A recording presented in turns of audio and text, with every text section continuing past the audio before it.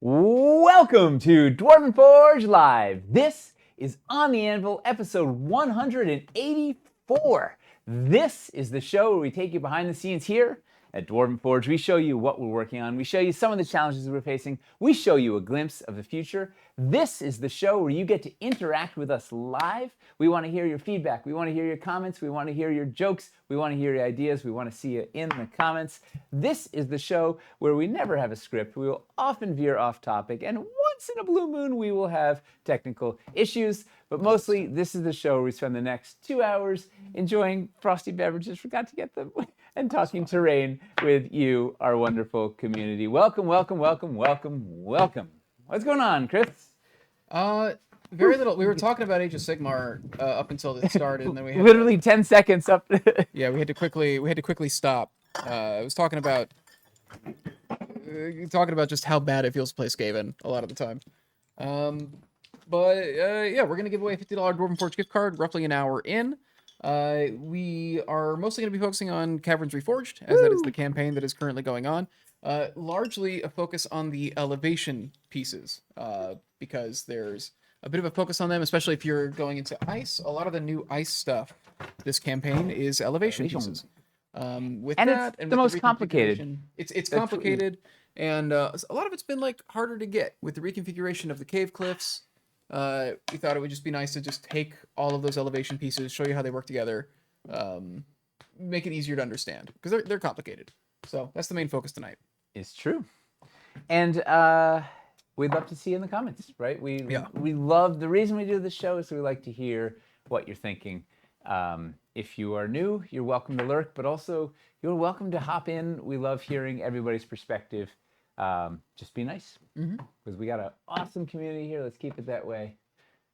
And you already said we're giving away $50. Yes. Love a mega pack of cliffs-like passages. I guess it would just be like some multiples of those two sets. I would throw in the rising elevation blocks and the rising elevation pack. Rising walls. I guess the tough thing with the rising elevation is it doesn't have any other walls to go with it, unless it's not a problem. Well, it's assuming that you have other walls. If you're getting the cave cliffs, you must have other walls. You probably have caverns, and it lets you get from you end up using them a lot when you're using the cliffs. Yeah. So it is part of that family. Yeah. Yeah. The cliffs of insanity. We'll consider it. Yeah. Yeah. Should we?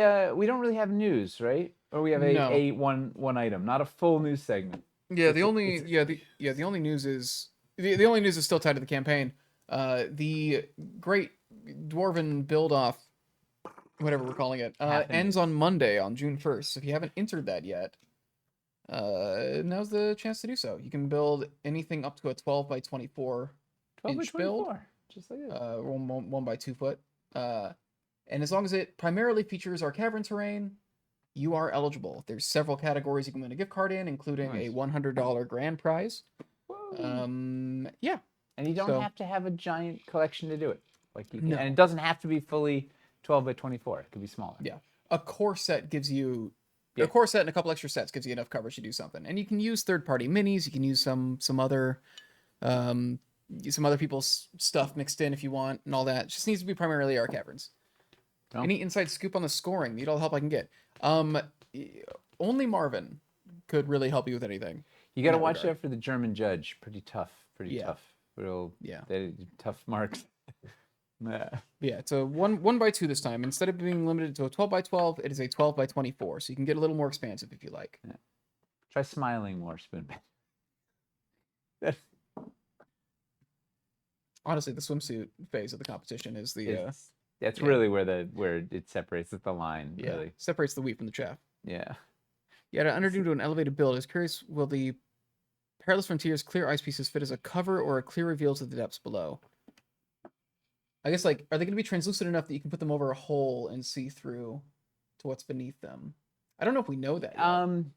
The intention is to have them as clear as the Starforged Zenith Dome, but they'll be thicker, so we'll probably have some fall off there. But the the goal with the Perilous Ice family is that there's enough translucency that they take on some of the character of what's below them, which is what's kind of neat, right? So if you put them on a dungeon floor, you can kind of see some before and whatnot. But we have a long ways to go before we get there. But it's a good question. We like it. Woo! Should we get caverny? I think we should just get into it. Yeah. Yeah. So everybody, if anybody here didn't join the build off, get in it. It's gonna be fun. All right. Bye, Hoppy. Wait, you're away AFK this week? I'm confused. You're away from keyboard this week. Maybe he's on a vacation. No, but it's still watching. Oh, he might But just he's mean like wishing this week's stream because this is like a weekly Got it. stream. Yeah. Hey, Winged Horizon. Hey, Wing Horizon, how you doing? Welcome, welcome, welcome. All right, so before we get to elevation, you may notice this is not elevation. This was, so we filmed a transitions video using a bunch of the builds we showed last week, and I got more to show this week, so you guys get the sneak peek before the video comes out. And this was using Underdoom to transition into dungeons. Trying to have the feel of this dungeon room has been abandoned so long that the flowstone has had time to sort of break the walls and sort of flow in. And so there's a couple of fun. Let's get. So we got. Hoppy is typing with no keyboard. It's very impressive. Yeah.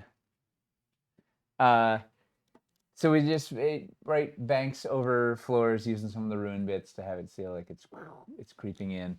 This is a fun. Unrelated to that, the using the cave-in piece in the double door, right, to make it feel like the main passage in here long ago was collapsed, spilling into the room. Kind of neat. And we could do it's in the other build. Like it swap this to Underdoom stone to match the rest of the Underdoom if it was Underdoom stone. And then this was a fun little gag. Let's see. I'll move this so we can see it. Took the That's fun. Right, took a bank, slid it in so to try and have it feel like it's really encroaching from all sides. Then took the these are one of the ruined walls, right, and just inverted it to pop it over there, so it's like it's breaking through underneath. It's like leaking through, like mud oozing through the bottom of the door. Does it make sense? I don't know, but it looked neat. So, like sometimes the rule of cool just wins. Zero Underdoom, but the banks look great. Yeah, the iridescent. It's a fun. Yeah, the interference on the edges of them is really, really nice. That is just like violent interference paint, yeah? Yes. I think it's a violet metallic. I don't even think it's interference. I think it's just a violet metallic. It's a straight up metallic. Yeah, so it's just like a super shiny purple. That is a classic Aaron, like just find something to really give it some zhuzh and help you see the change in elevation. And yes, it is like a who said it was like a cavern infection. Chuck says, infected caves. Banks especially are more vibrant. Yeah, it's the only, the other banks don't have that metallic touch. It really only works with just how outlandish the Underdoom is. I mean, that's the goal, is just to lean into, like, let's get a little crazy. It's like, what if the alien, or the caverns were alien or something? Yeah. All right, any questions of this before we fly this guy out? We transition into the next build. Underdoom purple's like glitter. Eventually it will invade everything. We'll have to wait and see. All right. Here. Guys going here. Tile. You lifted the cavern by a tile. Yeah, it should be one floor height up. Are you using the? You're using a battle board. Battle board in the back to get everything up one floor height, and then just build like usual. All right. Underdoom is very eye-catching on the table, and it has a lot of out-of-the-box applications.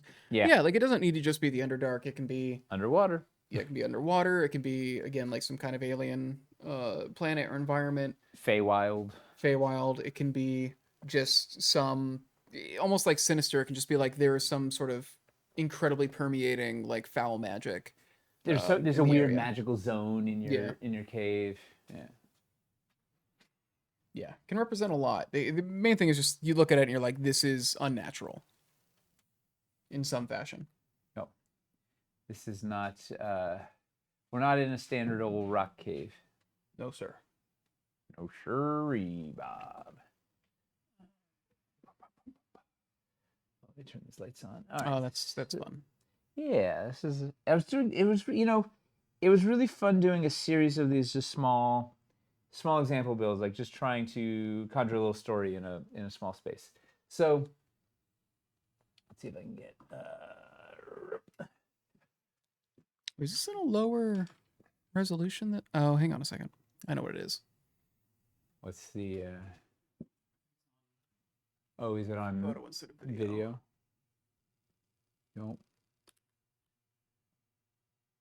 Oh, mama. You'll be okay. Yeah. Did you guys have your sunglasses on? There we go. Shadow dark, exactly. Okay, so now it should be Shadow in fell wide. also. Granny's Yeah, there we go. basement. All right, so the fun gag here, right, is I'm gonna actually need to. I'm gonna pop up a little higher for this guy. So let's see.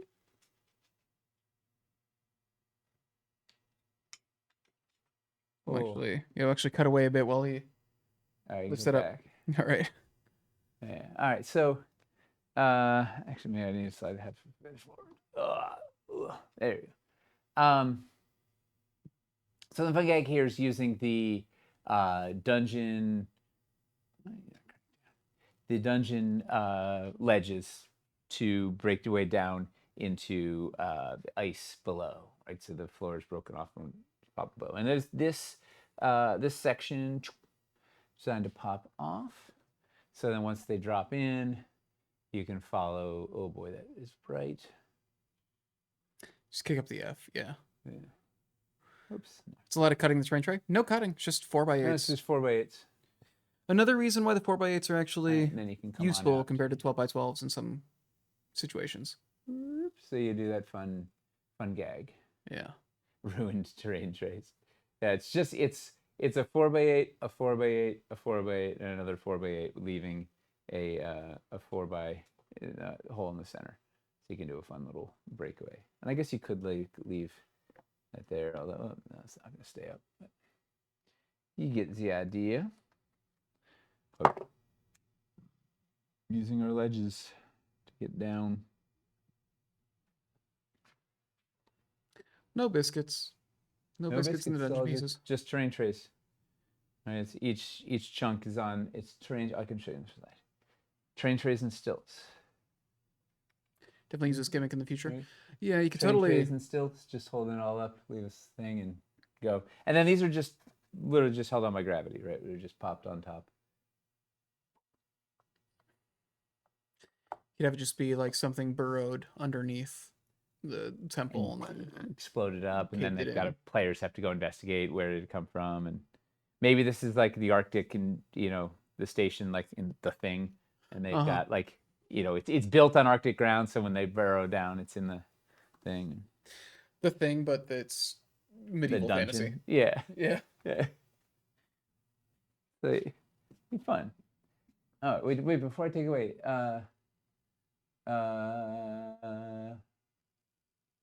you could cut it. Woof. You wanna cut Any questions metal? about took that away? No. Want to cut metal on camera? No.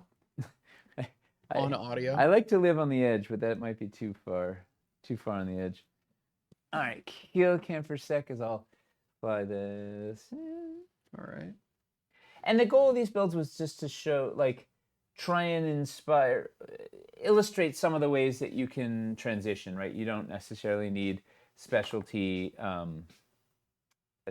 painted passages. There's a lot of other ways you can transition with what we've got. Mm-hmm.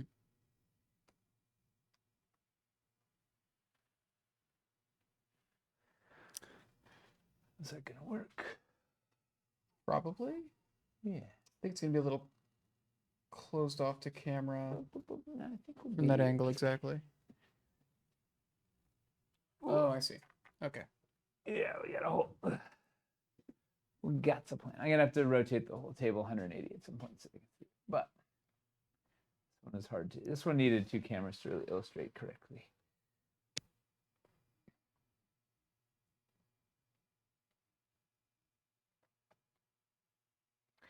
All right, so then.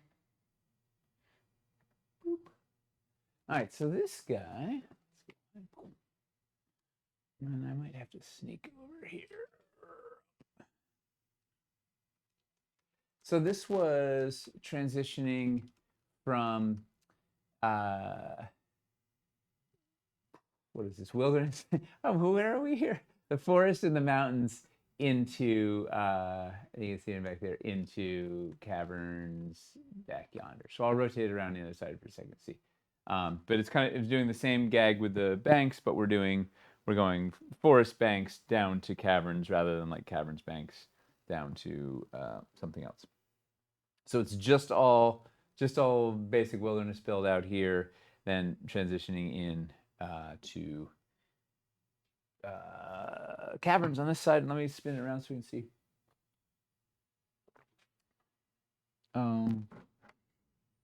Could you put filler pieces on tissue paper over the crevasse and like? Oh, that would be hilarious. Like someone's using lead minis and you put it like tissue paper's holding up and someone puts it in and it drops through. That would be amazing. Yeah, these will be these are going to be in a transitions video, which should be next week. Just filmed today. You can subscribe to our YouTube channel, and you'll know right when they get uploaded.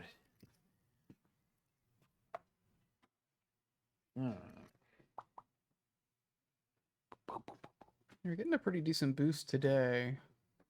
We're about to cross 415. Getting ever closer to the stretch goal run. Yeah. It's like the Kessel run, but Stretch goal is just the name of a asteroid cluster. Woo. Oh no, did I pull this too far? Too far. All right, you know what I'm gonna do? Hang on. Go back here. I'll rotate around so you can see the get better over here.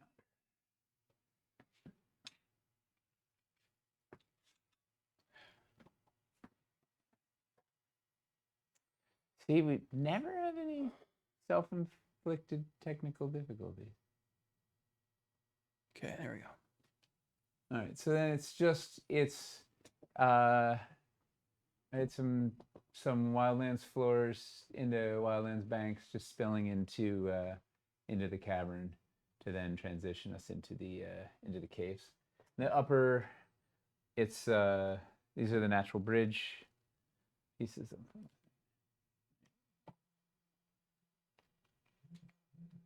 And it's this guy and this guy to make the cave opening. So these are in the natural bridge pack. So no fancy pieces, using a riser on top to make it feel a little more solid. A couple of Erenthor rocks to kind of fill it out. Just make the thing feel, imply that there's a wall here. Yeah. A sculpted cavern's entrance would be neat there. Yeah, if we had a big, giant, 4-inch wide, big old cavern entrance, it would work nice. But you don't necessarily need it.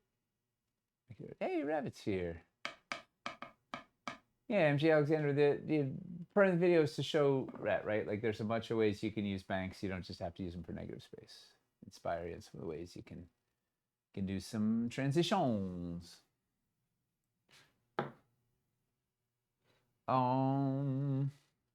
Any questions on this guy before we fly him out and go to Elevation World?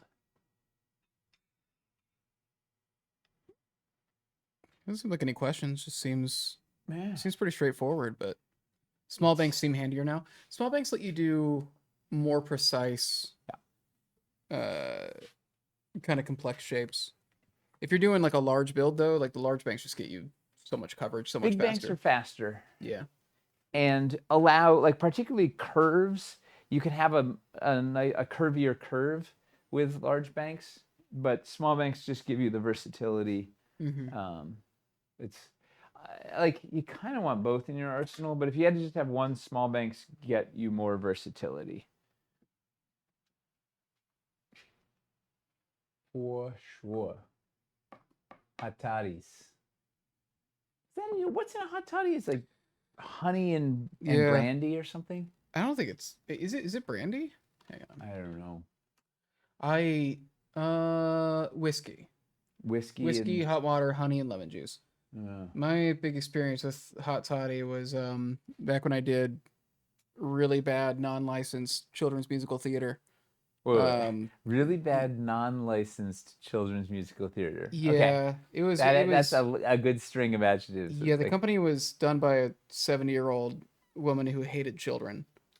Um, that's exactly who I want but she running my children's musical theater. yeah, it was definitely For that sure. she just didn't have the career she wanted to have, so she made the company so she could be the star of every show.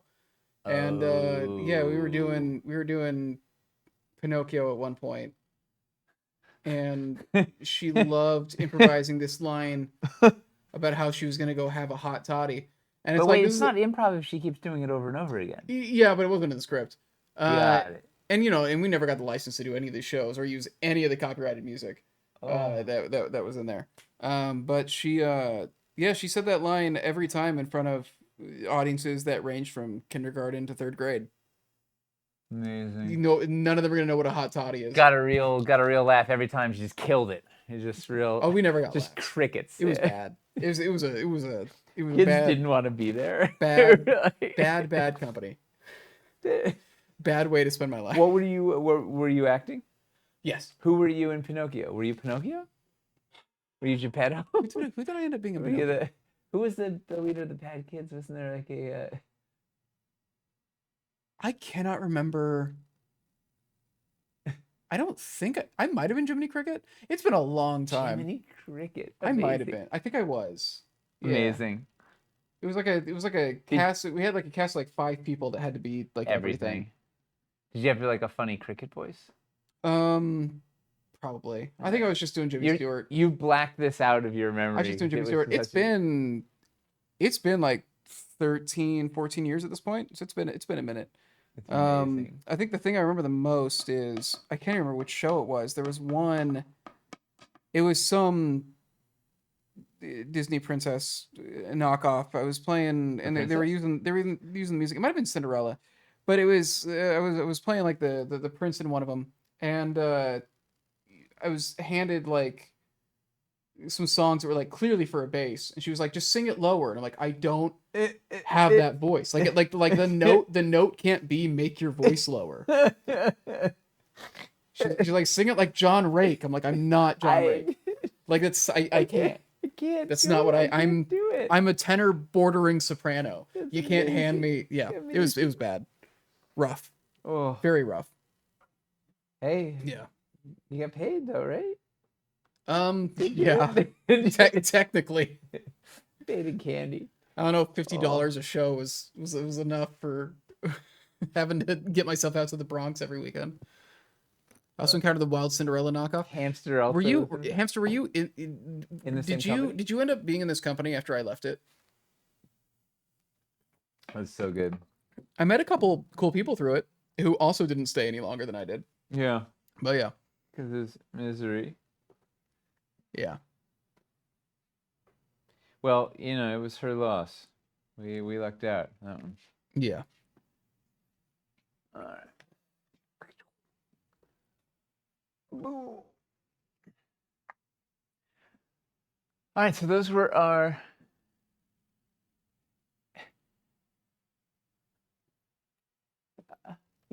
Hamster auditioned, but there was a live audience of kids. Yeah, no, that's People paid to exactly go that's see your exactly audition. what happened in my case. Yeah, showing up to audition, it was just like, all right, we have a show like Here's your audition. tomorrow. Yeah. Oof. Yeah.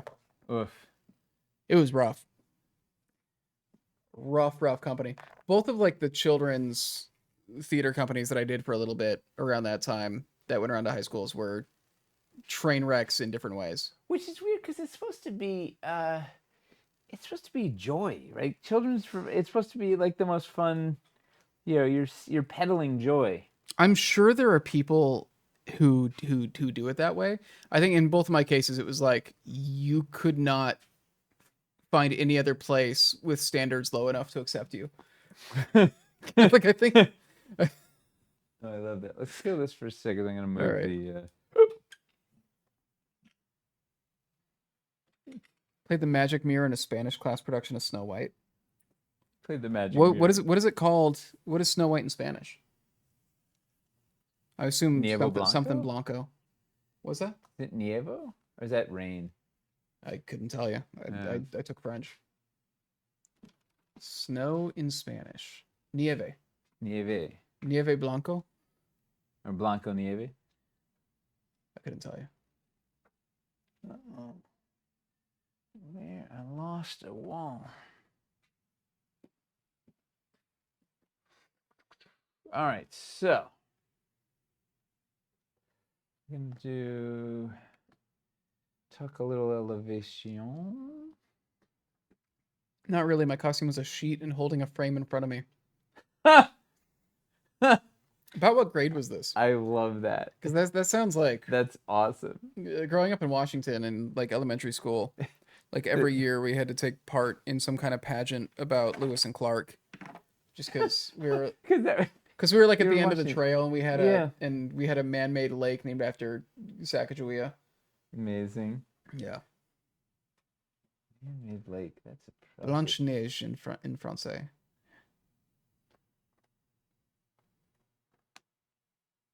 Snow White and the Seven Dwarfs is a halfway decent D&D encounter. I'm sure somebody has done a one-shot that was just doing. Definitely. Yeah. Oregon has those pageants as well. Not surprised. Absolutely not surprised. Where does the trail end? Because it didn't end where I was. Didn't they get all the way to the coast? They did get to the coast. I'm trying to remember because there's a whole trail you can follow of landmarks that they were like Lewis and Clark stopped here and they stopped here and they stopped here. It's more stops than they could have ever put. Like Yeah. everybody wants to be on the stop. They stopped in a lot of places because they were using oxes. You know. Oxen? Traveling oxen. Yeah. We have one of those landmarks in my city. It's all over. There's so many towns in the Pacific Northwest where that is like the only claim to fame they can think of. So that Lewis and Clark may have gone through there at some point. Legend has it, Lewis and Clark perhaps passed through here. All right, so and also, this is if you have general questions or specific questions about Caverns Reforged, this is the time and the place to ask said questions. Yeah, let us have it. I know a lot of you tend to be more experts with the stuff, especially when it's something that's been around a while, like Caverns. But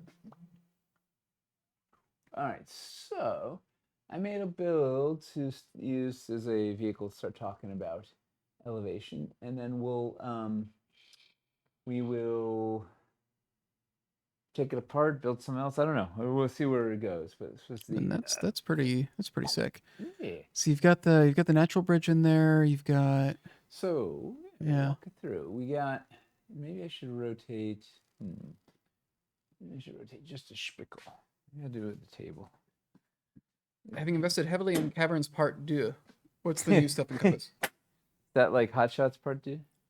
Does that mean you invested in Caverns Deep back when that campaign was happening? Yeah. So the new stuff is basically ice and Underdoom pieces that, or I should say, pieces that never got ice or Underdoom paint that we're finally doing for the first time. So like the cave cliffs were never done in ice, for example. The Stairway to Violence bottom was never done in ice. So now with this campaign, every piece that had only been done in standard and didn't make it into either ice or Underdoom, every actual cavern building block piece now is going to be an ice and Underdoom, assuming we unlock Crystal Caverns. Yeah, I think we'll get there. And then there's I think also it'll be a crazy last 24 hours, but I think we'll get there. I think so far the way the trajectory is going, we should make it. And then some KS2 sculpts, the original like 2014, 2015 Caverns campaign. We took a bunch of the sculpts from there and we're updating them with newer paint and anchor magnets so that they match up with the Caverns Deep line. So if you didn't back that initial Kickstarter campaign, there's a lot of new stuff. And even if you did back that, there's going to be, again, you can get those in Ice and Underdoom for the first time now, and they'll have magnets and all that. You paint your bits. Cool. In that case, Then off you go. the most exciting thing, if the paint isn't going to matter to you, is the ability to kind of get some pieces that have just been really hard to get in a long time. So we've got a lot of new dressing packs that get things like the Heart Shard and stuff like that into Shamanic circle, Shamanic Circle. as pictured in here. Yeah. Summoning circle, etc. Someone was asking if the elevation blocks are going to have magnets in them. No, because they generally are on top of floors, or often on top of floors. We're not having magnets in there. Also, they tend to stack a lot. You tend to not want to put magnets in stacky things, in case you get ones that bounce off. So what I was doing here was just trying to showcase some of the natural bridge pieces, which actually I realize are not in the campaign in retrospect, but or at least not currently. But showing, I was trying to get to the cliffs, and this was like a fun vehicle to get to cliffs. So it's using the natural bridge pedestal and arch with the shorty bridge here. I put them. Oh, I'll put them over there. Yeah. And then the full length, it's the big natural bridge to get us over to the cliffs. So we're using the Magma River curve with the overlay on it. Because I was going to have this curve out, so I thought the curved magma would look neat around it. And what I was trying to illustrate here is these bits. So a very common sort of height measurement we use is, what is this, like 62 millimeters. So it's the height of a floor plus an elevation block plus a floor, or a wall plus a floor. So it lines up really nicely for something like this. So what we have over yonder is, these are, I'll pop them off. Let's see. So I have a trifecta ledge on the ground, and so that is to level off our floor. Then the cave cliffs are the same, gets us up to one wall height. So we're now at 50 millimeters, and then these are one floor height higher than that. So that gave me room to put the banks on. I could have put more trifectas on. I wanted to put the banks to sort of use everything, but you could put trifectas up there also, and then drop this to connect across. You could also, of course, you could skip the upper layer if you want, and it still works fine. It's an ever so slight angle down, but I don't even think you can tell the difference. Boom. And then we have a built-in line behind there. That's the 4x4 LED basalt floor with the shamanic circle on there, and the Orgrim war chief, who we hopefully will unlock. When does that guy unlock? Is he the first? He's the final miniature block? unlock. So he's like 700, I think. Oh, well, hopefully we will get there. He's 700, yeah. And this whole back, the whole back section here, this is a 6x6 terrain tray with stilts. Right, so really easy to just sort of pop that thing in and go. And I could have, if we were skipping this upper layer, I would use 38 millimeter stilts instead of, these are 50 millimeter stilts. I could use 38 millimeter stilts, and then it would drop down to that height. It's nice and easy.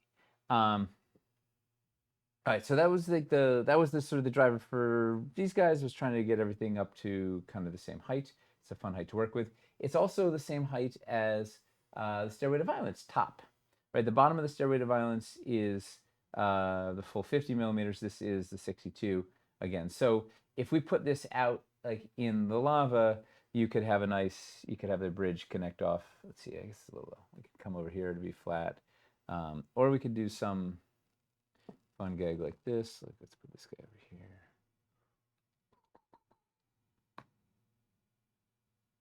Like over here, you can put that. Like, right, if you wanted to have some bit of elevated nonsense, you could have like a three-way bridge intersection up there, stack them on top of each other. Because now we're stacking this bridge on top of this bridge, which is up here, so it's relatively level. I should have put more backlights so you could catch all these, but we got a whole, right, it's a whole elevated bridge segment under there. I think it reads pretty well. Yeah. That's not high enough. That's not high enough. Exactly. You always want to go higher, right? However high you are, you want to just go higher because it always just looks cooler. Like when it's taller, it just looks cooler on the table. And when they fall, you get to roll more dice. Yeah, there's that. Or it gives them incentive to kick people off and do the "This is Sparta" thing and yada yada. The other neat little here's another little fun micro. Let's see if we can room so we can see it. This guy. Are you gonna get the double high? We can do that too. Yeah. It'd be fun to kind of show it just like as a Yeah. in an actual use case. Guy. Pretty much 100% of the time there's elevation, players will use the elevation. It's the kind of thing that usually wouldn't come to their mind unless they actually see it physically in front of them, I think is the thing. Like when you're playing with a paper map, I think it's a lot harder for you to even think of trying to like climb something. But when it's in 3D, like it just gets so much easier to come up with those plans. Well, and then you can also see it's much easier to figure out what the heights. Everybody's in a relation, like you're all on the same page much more quickly.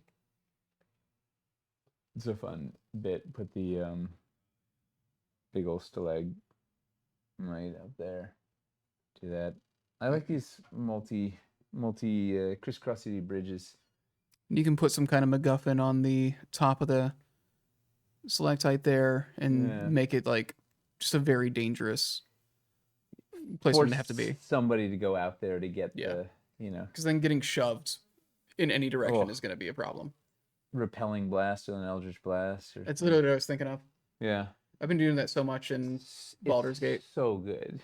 Baldur's Gate makes...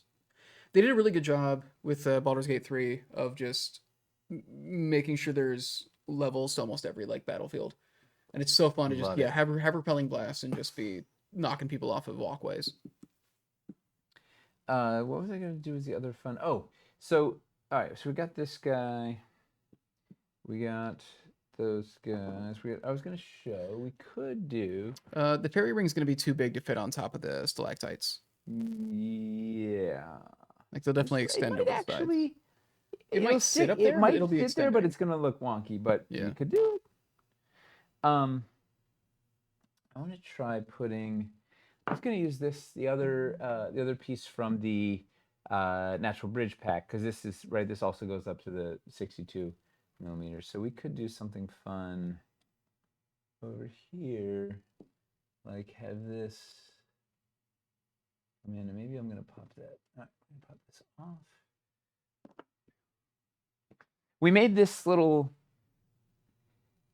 flange, right? This hinged bit is removable, so that you can, it's swingable around, so you can kind of, whatever you're going, you can send it whatever direction your bridge is going, or you can collapse it in if you just want an extra step on there, or you can just pop it off if you don't want the extra height.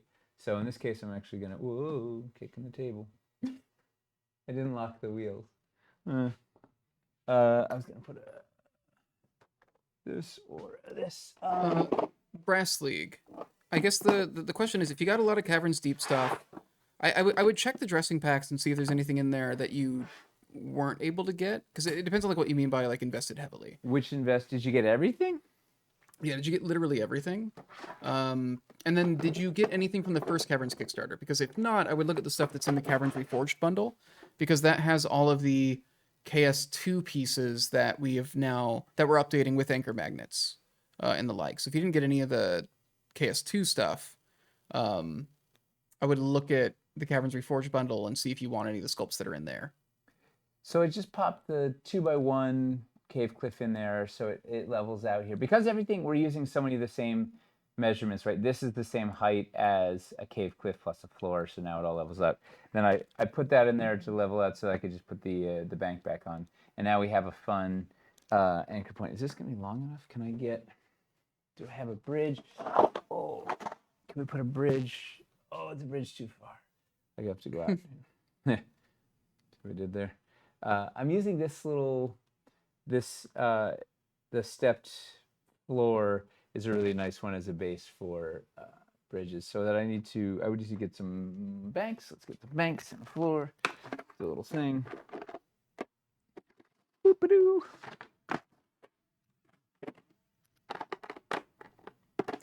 Animation Giant. In regards to the lack of treasure chests, there's multiple reasons why we're not doing it in the campaign. They mostly boil down to logistics and volume. I think are the two. Logistics are the biggest big things. driver. Logistics are the big one because We have a tight in a turnaround on this. lot of in a lot of ways, treasure chests are very complicated. I mean, there's still people who didn't fill out their treasure chests in Tudor Village. That's one of the big things is anytime we do. I mean, there's some people who haven't filled them out from Dungeons Reforged, and we had to just kind of like. They're So it's sorry. because it involves that level of participation. It makes we have to like chase people down a lot more if we've done something like this. If we've done something like the treasure chest, it is also figuring out how to compose them is challenging in the first place. When we're talking about a campaign where there's 3 different paint schemes and then also unpainted, that'd mean we'd want 4 versions of anything that had Any cavern stone on singular it. chest, like And when you combine how complicated it is to put that together, and then also the volume of the campaign being expected to be a lot lower, like we're not anticipating this being like a multi-million-dollar campaign or anything, so we have less. We're just working with less volume, I guess is the thing. And with those treasure chests, we'd have to order hundreds of any of them.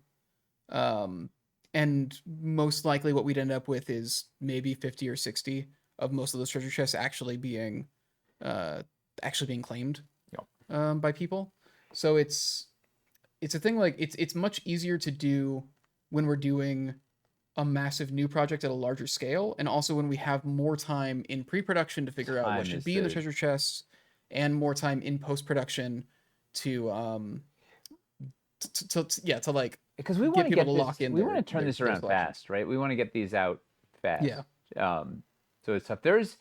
We will have stretch goals in Perilous Frontiers. Yes. But this one it wasn't feasible with the window of time that we had. But we have noted that many people wished we had them. Yeah. We get it. It's similar to Wildlands Reforged as well, where it was like, although I guess was that before, that was after Lowtown, wasn't it?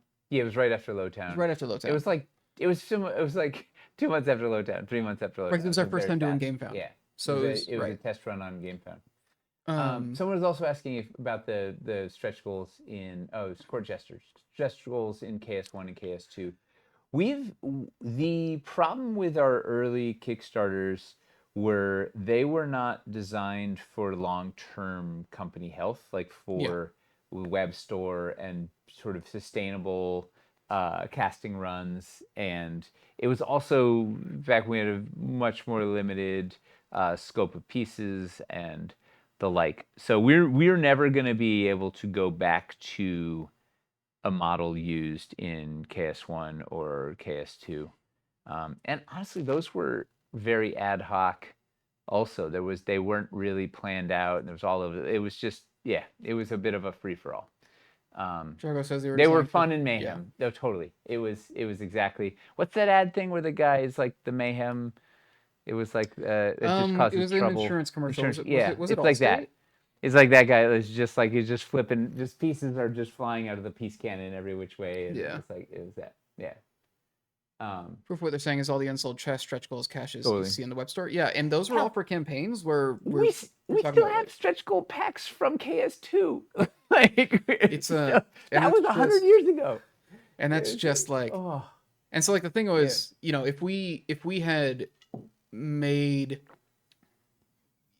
done even like 3 treasure chest packs, we probably would have looked at having to actually make like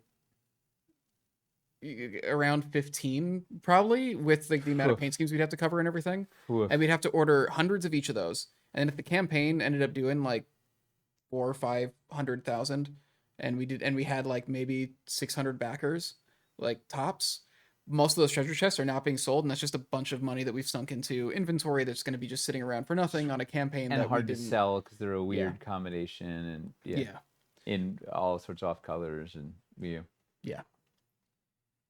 it is a hard. The other thing, the other thing is we in the olden days we used to shove stretch goals into packs and sets, but we really want to plan, like, we want to make sets that are going to be good Yeah. long term for the web store, just long term packs. So like we need to know what's in those packs, not sort of what are we going to unlock or maybe not, much less all the changing of the graphics every time and all that. Like it is the back end of crazy stretch goals sort of all over the place, scattershot to all the things. It's really it's a logistical challenge in a big way. But we hear you. We have Perilous Frontiers. We'll have some free stretch goals. But we will never be back in the KS1, KS2 style. That was just not feasible for the modern business. Yeah. The point of this campaign was to be a little bit more than just like a pre-order on a restock or store release, basically. We're not doing, it's just not, it's like Wildlands Reforged. It is not at the scale of our other campaigns. We can't put as much into it resource wise. But we're trying to discount everything as much as we can. And honestly, not having to worry about the treasure chest also lets us keep the prices down more on this as well, and not kind of worry about how that's going to eat into things. So yeah, but the main thing is just like it would have taken a lot of time and energy to figure them out, and we just didn't have that. That's probably that's the biggest reason. All right, let's. So what do we for elevation? What do people want to see? I got a whole bunch of bits. What would be helpful and informative for how the heck cave cliffs work, or how elevation works, or anything in that domain? Are you able to break down the Are you able to separate the cave cliffs into the two comps we did, so we can kind of like just show the thought process behind like what it is that each of those packs does? Yes. Conceptually, if I grabbed if we have the pieces there. in this arbitrary collection of pieces that I grabbed, if I have there. Are there any ways to use elevation in smaller rooms? It seems like it's only useful in really big rooms. How small of a room? I think the cliffs there's an encounter in Caverns Deep, I think, that does elevation pretty well in like a encounter. It looks like 3. a 12x12. Yeah. Yeah. Is that that was the Bestial Cliff? Yeah, Bestial Cliff. Like having just like a sheer drop there. Yes. I'll do it. So how small a Mascon? Like a 12x12? I want to see risers. I feel I don't have them. I've seen a lot of people saying that like the risers aren't in anything outside the core pack in this campaign, are they? It's only riser I think B. there's one in a stalagmite pack. One of them is riser A.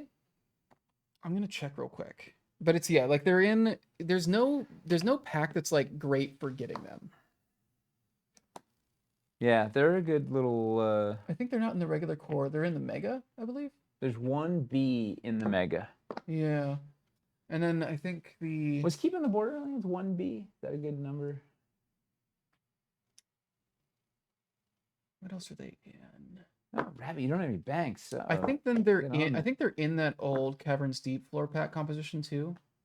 The floor. Oh, quite possibly. Pack with the 6x6. Yeah, so that means it was B1. So we need to make something new for them. Yeah, at some we need point. to factor the price down.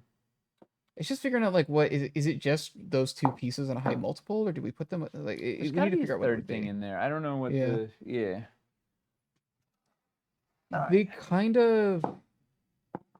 kind of are similar in style to like the Stairway to Violence top, in that they are scatter elevation pieces, just much smaller than the Stairway top. But I don't think you'd want to group them together, because if you want to get multiples of the risers, you wouldn't want to be getting a ton of Stairway tops.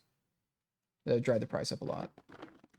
Man, I wish The other people pointed out, I wish in retrospect we'd reconfigured the Stairway of Violence pack and put a 2x2 floor in there. It's just tough because then we'd be invalidating the existing. Yeah, well, we have a Set. bunch that are already in. Yeah. Yeah. It was just a better. I think the main thing is just like Better to be self-contained. if you're getting the stairway though, you've got 2x2 floors somewhere. Yeah. Like Most in 95% of cases, yes, that should be the case. The small elevation was two concaves, 2 stepped elevation blocks, 2 straights, and 2 1x2s? I think so. I'm gonna open the sheet real quick. Yeah. I think this was the large one was the large convexes, the 2 swells, and 2 1x2s, I think. Are cliffs same height as Aranthor roughly? Yeah, cliff Roughly. height. Yeah, cliff height. Yeah, there's a scale gate thing. It's like a half of a millimeter difference or something, but for all intents and purposes. All right. Okay, cliffs. Basic builder, 2 straights, 2 stepped elevation blocks, 2 concave curves, 2 1x2s. Okay. The large cliffs, 2 hollow elevation blocks. Oh. 2 large curves, 2 4-inch swells, 2 1x2s. Okay. Yeah. I think I have that like if we do at any point do some sort of scatter pack for Caverns to say like, you know, if we're doing like a war game centric one, I think the stairway topper is a great thing to include there, and that would be a great time to then include a 2x2 with it, because I think that's the only case where we'd be selling that topper to somebody who may not have Caverns floors. It's exactly the use case, like somebody that just wants to swoop in and get that. Yeah. Makes a lot of sense. I really want to put together some kind of skirmish setup for it, but there's not a ton to work with. It's like stalagmites, the stairway topper, those 2 risers. There's not a lot of scatter to work with. No. Caverns. It's strange. Caverns has a few kind of anomalies. Like it doesn't have any pole accessory holes. Yeah, no pole accessories. It doesn't have a ton of scatter, at least what's in this campaign currently. I was surprised that actually like the dungeons technically has like some cool scatter just when you factor in like the daises can work as scatter. Yep. The elevation can largely work as scatter. All the dressing. Yeah. And I guess like the dressing packs in Let me get a couple 2x1. the dressing packs in here work too, but it's different. We've got like 1 mushroom pack and 1. Yeah, the mother of all mushrooms, but it's not like playable like climbable elevation, or playable climbable scatter as much. Seeing a 1x1 pole hole piece, maybe someday. We're not making any new pieces for this, but it is weird that Caverns Deep doesn't have any pole accessories. Just kind of an odd outlier. Which one's an outlier? It just Caverns doesn't have pole accessories when we've been doing them for so long. By that point, well, it was the it was the 3rd campaign. We'd done it in KS4, which is Castles, KS5, which is Dungeon of Doom, and then KS6 Dungeon of Doom, Caverns Deep. And I can't remember why. Part of the problem was we had so many pieces. We ran out of mold. Like we were. Put it under there. There were too many pieces to do, and a lot of the dressing stuff got cut. So I think we cut anything that was going to be a pole accessory, sort of doing the initial lineup, and then that meant we just ended up not putting any pole accessory holes in anything, and yeah. So when we go back into Caverns, we do biscuit elevation system and banks expansion and whatever, we'll have we'll have to do some pieces with pole accessory holes. Okay. Yeah. So the logic on the cave cliffs here. Let me pull this guy. And then we're gonna do a Masticon. We'll do a small room. We'll demonstrate them in a smaller room. Okay. So the basic builder. So all right. First preamble was the general idea, the general design principle behind the cave cliffs was that they were generally used for facades. So the idea was that they would generally be used to create like a chasm or a wall that was going up to a stepped area where you had some sort of cascading elevation going down. And so similar to the Aranthor Cliffs, they had the dead side on the back, right? They were kind of the underground successor to the Aranthor Cliffs pieces. It was the same principle where they were organic, so each side was slightly different, and the backs were the dead side, so that they could do some really nice organic building on front ledges, but they weren't as conducive to kind of like scatter style freestanding builds that were self-contained like the escarpments. And similar to the challenges with like we were trying to put so many systems into Caverns Deep, and this system, because this was a sister system to the trifectas, right? So the trifecta ledges were done at the same time and were designed to line up with these, right? So the trifecta bits are match these really perfectly. So each time you added a piece to one system, you had to add a piece to the other system. So we ended up doing kind of just the bare minimum for a minimum viable product, right? See how the ledges line up real nice on either side, boom, something like that. Boom. Each of these has a ledge that lines up. So it means we kind of almost have a half a system. Like I wish we had. There are some pieces we didn't do because we were trying to do so many things all at once. The whole trifecta system, the cave cliff system, all the banks, a whole new collection of core pieces, a bunch of elevation pieces from the natural bridge to the stairway to violence. We had all this different dressing from mushrooms to the shamanic circle to the summoning circle. These were all, there was so much stuff we were trying to put in here that this family really wanted another 4 pieces or whatever, which were kind of originally designed, but then got pulled out for piece reasons. And we had stuff like, in this case, the stepped elevation, part of the design with the stepped elevation block was that it could do double duty as a convex in the Cave Cliff family, even though this is like, so we had a small convex, but that got killed because we needed pieces, and this guy could do it. And then it actually got killed kind of late because we do have a trifecta, right? We did make the convex trifecta, but we didn't do that Cave Cliff ended up dying, right? So there's a ledge that's missing, that doesn't have a Cave Cliff that corresponds to it, right? So this guy got made and doesn't have a match. But this guy does the trick currently. And then the small concave, we did have a large concave on paper too. The small concave was, so one of the other choices was to make it sort of 1.5 inches depth was the standard, and I can't remember what the driver was. Like, in retrospect, I wish we'd just gone to the full 2 inches, because it means it eats up, because there's a visible little bit of floor under there.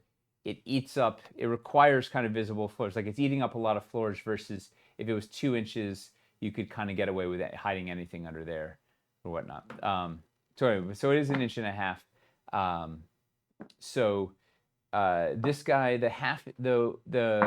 this guy does a lot of heavy lifting because it will often go behind, like this guy, to make it the same, right? This is only the 1/2 inch there, so this 1 inch is used to fill out anything that's off to get you back onto the getting the fronts to line up. And this thing was sculpted so the top is, or the bottom, I guess, is pretty much a full 1x2 rectangle, so you can use it as kind of a top fill. And then the upper part, the Eli kind of knocked off the corners to make it a little more gradual if you want to use it as part of your sort of crumbling front facade like that. So the idea, each side of the sort of the top and bottom of each of the pieces was trying to have as different a profile as possible, so you get some really nice variety. If you had to have two straights in a row, you didn't have to have them identical. You could flip them around and kind of have some nice variance. So anyway, so the basic builder that has got your straights. This is serving as it's both a convex and a concave, kind of, right? You can do that if you want to as a tight concave, and then you can also do this as a convex. So the stepped elevation block is doing some heavy lifting there. And you've got your concave, you got your 1x2, and you got this guy, right? So you can. Right, so you have kind of everything you need for some small fiddly cliff building. Then we have. So does that make sense for the small pack? Mm-hmm. What? I think so. They do count and complement the mountain cliffs, Rabbit. Correct. They all play very nicely together. Basically, what you're saying is you can use that to kind of surround like a 4x4 jutting like piece, 4x4 area up top. Those can kind of be a facade. Yes. Yeah. Well, these were, and at the time, the 4x8 terrain trays were all the rage. So these are.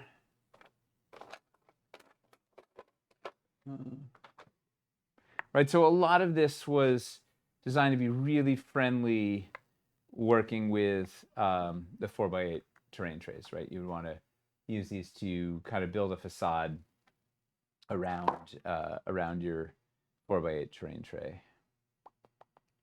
Something like, yay. And then you keep building up from here. Particularly if these were on floors. Right, so if they were one higher, then you could have floors on top of the terrain tray and it would be seamless. Yeah. We're always sort of searching for seamlessness. Will there be stilts in the pledge manager? I think there's stilts in the campaign already. There are in the elevation section. Yeah. Yes, we gotta look in painted elevation. Yeah, it's one of the problems with the stilts is they're not painted. So, like, you can't double list the same product. Like, you wish they could just be into. Yeah. I think we usually have them in the table coverage, but it's tough because like they're not. No, we had them in elevation in Dungeons at least. Man. Yeah, it's tough because there's not a super fitting place. There isn't like a universal accessories category or something. All right, so if those were on floors and then you have a terrain tray here, then you can build sort of seamlessly in line with your put your other floors up there and seamlessly in line, or build your you could build your walls in there, right? If you wanted to build seamlessly in line, something like that. We put this guy here, do that. I guess that wants to be a corner. Boom, something like that.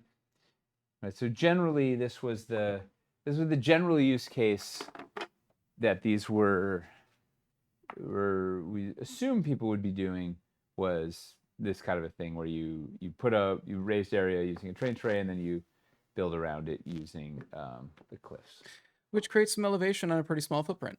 Like this could be, you could fit this in a very small room, small Masticon room. Yeah.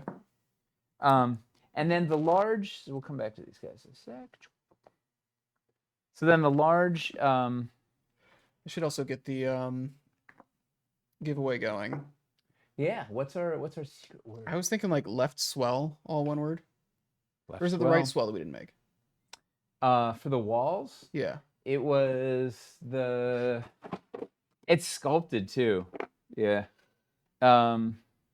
This one is the right swell, so we don't have the left because it's swelling. Okay, like looking at it, it's going, the energy is going to the right and it's swelling out to the right, and then the left would be swelling out to the left. Oh, somebody said Jiminy Cricket. It's sculpted. Yeah, it was made. It just got cut from the campaign. You know why it got cut? Is because we had in the trifecta, we had the swell going the other direction. And it was, once again, our piece count was getting really high. So we had this was like Jay at the last minute was like, it's too many. We're never gonna make enough to. So it turns out we actually made more than it had broken our records at that point. But right, so this is the right, we had it in trifecta. That's the trifecta one. And we have a right swell in trifecta. I forgot about that also. piece. Yeah. Right. So we already had 2 swells in trifecta, and then so somehow, like, I don't know, the other swell and this got killed. I think I didn't realize at the time how much I loved the swell. Well, like I don't know what I would have killed instead, but yeah, I regret that that other swell dying, because then it means this guy's always perpetually an orphan until we get there. But we'll get there. Well, as funny as it would be to make the giveaway word something related to my children's theater days, I think we're gonna go with left swell, all one word. The sculpted left swell had like a cool stalagmite sculpted into it. Like it's a neat piece. The frond, the shimmer frond, was in Wildlands Real Arete, unfortunately. Yeah, good old. If you want a chance to win a $50 Dwarven Forge gift card, type left swell, all one word, into the chat. It's a stretch goal. I mean, look, if we go absolutely bonkers, maybe there's a world, but we don't have a pack for it. It just causes, it opens up too many problems. It's too many worms to get into right now. Too many worms. Yeah. I mean, okay. If by some weird, if there's, I don't know, some overseas prince sees the campaign and we break 2 million before the end, we'll make that swell. But it's like, it just causes so many. It just, yeah, we got Perilous to be cooking on. We got like other things to do. So a pack of 26 left spells. Yeah, that'll do. Merc is trying to kill me. All right. So left swell. So the big boy pack, whatever that one's called, has the 2 convexes. Right, these guys are such fun, beefy. These paved the way for escarpments. Actually, they were all in the same. That's right, because that was the problem with Caverns Deep, is there was a whole forest at the end. Yep. There was the entire forest. That was it. What ate up. That's what murdered the left swell and the rest of the cave cliffs. Whatever. I forgot. That was on top of all the families, on top of Underdoom, on top of ice. There was an entire Dread Hollow forest, including a spirit tree, including an Apex Primordial. That was Some of the most expensive molds. That was an entire campaign in itself as a stretch goal. We launched without it even visible. It wasn't even in the campaign. When we launched, there was no forest. It was caverns. You couldn't even see the forest. It was in the fog. Oh. That was, yeah. That's good. We launched the campaign without, because it was a Caverns campaign. Why did it even have a forest? Because we were going to go to the Wildlands next, and we wanted to tease it lightly with $1,000 forest at the end of the cave. It was definitely more built around kind of the narrative of the company and where you're going, and not necessarily with like logic. Yeah, the logic or sustainability of it as like a product in mind. Yeah. Oh, dude. It was. I mean, there were like 50 pieces in the forest alone. That's what murdered us in the cave. That's why. Yeah. Forgot about all that. Is there a piece guide that shows which cliff pieces and which trifecta you'll need and how they match to each other? Man. So which what? Which cliff pieces and which trifecta? I think it's generally obvious. You like usually, they have the same shape. Yeah. Right. So the swell goes on the swell, and the little swell doesn't go anywhere. And this one has nothing. So we need to make those cliff pieces that are missing all the. Yeah, we got. I can't believe there was a whole forest in there. That was wild. That was a. We need to reconfigure the trifecta packs at some point too. And when we should fill out the rest of the trifecta pack. So the straight goes to the straight. Yeah. The big convex goes to the convex. The swell goes to the swell. this guy doesn't have a match. R.I.P. Another trifecta. This guy the concave goes to the little concave. And what am I missing? The small. This guy doesn't have a mate. The little convex. I think that's all the trifecta ledges.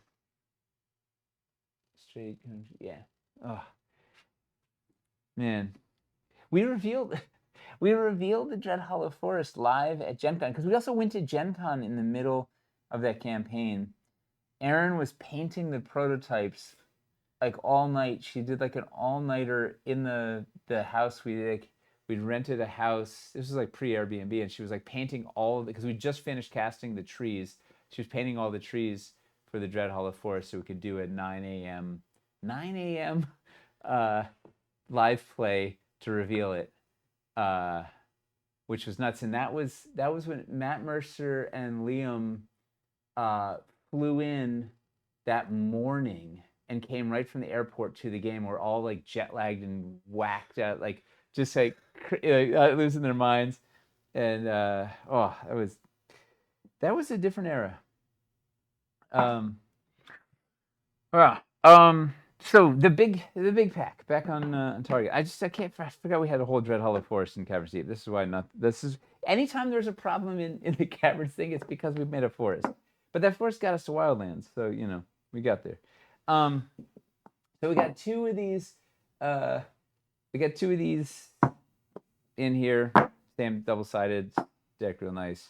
Right, we have two of the swells, and the idea here is you got a pair so you can run because these swell off by an inch. Right, they go from the 1.5 inches here to 2.5 inches here. You can use 2 in a row to swell up or back. Right, if you need to sort of get back on whatever run you were running.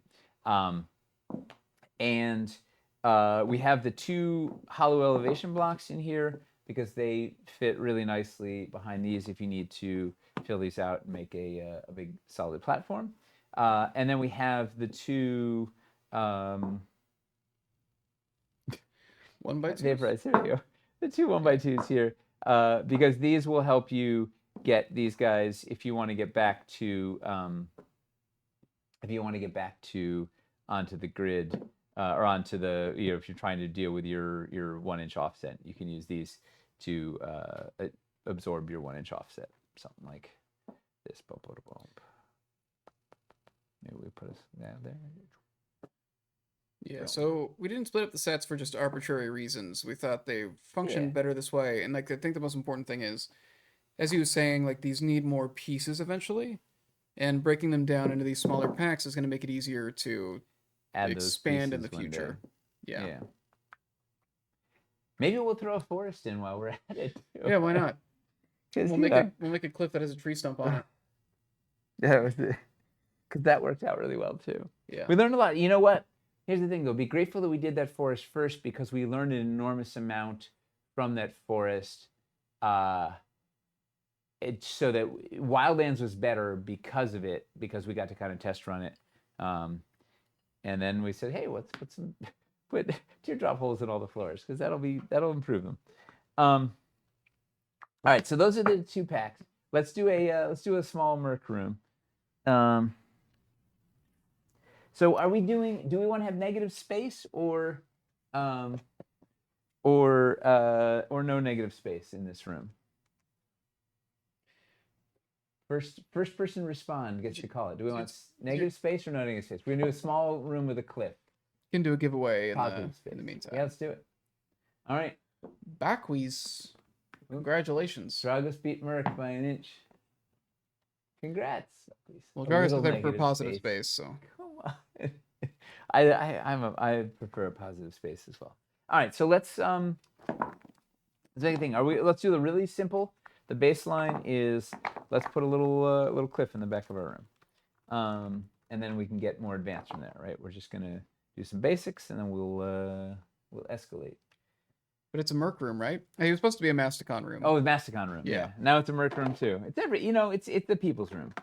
There's room for everybody at this in this room. Well, apparently not, because it's gonna be pretty small. Yeah. Well, they can squeeze. They want to see the thing. I don't. Supposedly, everybody needs 5 square feet of space. Is that a yeah? Well, you need room to like stretch your arms and like limber up and. I guess it's 25 square feet of space. It's a 5 by 5. Yeah, it's 25 square feet. Yeah. Each inch is 25 square feet. Yeah. That's like a Huh. full apartment in Manhattan. Yeah, So, that's rough. it's it's an abstraction. Yeah. It just makes math a lot easier. It's one of those Imagine if it was things. 3 feet, you would be in trouble. It's one of those things. It's like how they say like a turn in D&D is 6 seconds. Yeah. And you think about like everything you do, and it's like I did all that in 6 seconds. Cosmere, I've been playing Cosmere, and that they made the bold move of saying that a round is actually 10 seconds. Ooh. Yeah. So there's 6. So what do you do with the extra 4 seconds? More things. More Honestly, things. you generally end up doing less things than you would do in D&D, which I think just makes it funnier. That's hilarious. Yeah. But you're just more leisurely about it. Yeah. You're more narrative. You're like flourish. You have more adjectives involved. Yeah. All right, so we got ourselves a bit of a room. Let's slam down some cliffs and do a thing. What are we? What's our story here? What are we? Are we getting crazy? Are we not? We're gonna skip a. Let's not skip the train trail. Let's be traditionalists, Chris. You know, Mm-hmm. for all the people who said we were never traditional, we're gonna be good hard traditionalists here. All right, so I'm carving out a 4x8 area in the back here. I'm flying on my train tray. Just slamming that thing down, right? So we have a 4x8 train tray, little thing. Let's put a cliff in here. I'm gonna pop that guy up. You know what we're gonna do? We're gonna give ourselves. Oh, that's gonna cause us trouble. I regret these cliffs every time. We're gonna give ourselves a little room to do. Come on up here. Well, I was gonna put this here, and then it comes out to that awkward ½ inch. So then dealing with this wall becomes a whole thing. So we're gonna not do that right now until we do the cliff expansion. Just a great way to sell the product. Yeah. Say I regret these clips every time. Yeah. No. There are. Well, yeah. There was more. There was more to be made at some point. We'll get there. We're gonna put a stepped. You know what I'm gonna do? I'm gonna kick this guy. No, because I want to put a corner. We're gonna stay in the 12 by 12. In honor of Masticon here. And we're gonna put a stepped guy. We'll put you all the way out there. And we're gonna put a full elevation. All right, so we've got a hollow elevation block here, a stepped elevation block here. Bump. We can pave whatever we want up in this room. You know what we're gonna do? We're gonna give ourselves an out. Boom. We got the LED wall with the 2-inch arch in there, so that's gonna be our exit. That's where our bad guy's gonna do something up there. It'll be fun. Got that. Boom. We'll pop this guy. All right, it's too many. Let's get a clear floor. Do we have any more? Steal you from here. Yeah, pop you there. Boom, boom. All right, so now we're gonna put we're just gonna go regular walls. All right, so we've got regular walls up here. Over here, I'm gonna do my rising stalagmite trick. Where are you? Right, I love using this guy to transition up or down. So that's gonna go right up there, feed us down into. We're gonna pull this out. We're gonna put a corner in there. Yellow from this corner. All right. I'm gonna pop these out. Put you over here. Sava, yes, the LED wall does fit in dungeon scale. Cavern and dungeon are the same scale. Funny that we have to have a conversation about scale. Yep. It's that's another choice that constantly we atoning for the sins of our day. fathers. Man, it's almost like we could talk every week about the history of Dwarven Forge. There's a lot to be at least 184 times. Right? Yeah. That people would people tune into that, do you think? Apparently. Apparently. Yeah. Apparently, how long have people been subscribed? Oh, 6 years? Woof. 6 years. That's many. Yeah, we've been going for over 6 years now. That's a lot of years. We are going to. Oh, here's what we're going to do. We are. So I'm using the rising over here. We're going to use another rising stalagmite over there. Yeah, low. It's a lot of modular boat jokes. I feel like the late hundreds, or approaching 100, I should say. So I took the floor out from under this. So now we can go, boom, we pop this guy up here. Now everybody lines up really nice and happily, and then we'll put that rising stalagmite there. And look, everybody lines up like absolute champs. And then let's close this thing out. Let's take her home. We're gonna put a door. Right, we have somewhere to get into this this encounter. I should. It actually doesn't look any better. Yeah, wait, do that again. There you go. Okay. I'll scooch it back. Let's get. Should we get a? No, because trifecta's not gonna fit. I was gonna sneak a trifecta in there, but that was foolish. It's not really helping. Get you. Let's get a good corner. All right, what do we have here? Boom. Oh, you know what I can do? We're going to use that little, in honor of our friend the swell. I'm going to put pair of swells, bump. All right, Mexicon, we got ourselves a room with a cliff. Now let's get, so I know what Dragos is saying this is not tall enough, because he was complaining earlier about the size, the height, the intensity. So we're going to go up another layer. Let's get crazy. Because why not? This reminds me of a room. We gotta give them what they paid for this show, right? Yeah. How much are we charging a subscription here? Not enough. Yeah, we should up it. All right, so we're going. All right, so we got a basic room. Yeah. All right, so we're adding more stilts. We're going higher. Ah!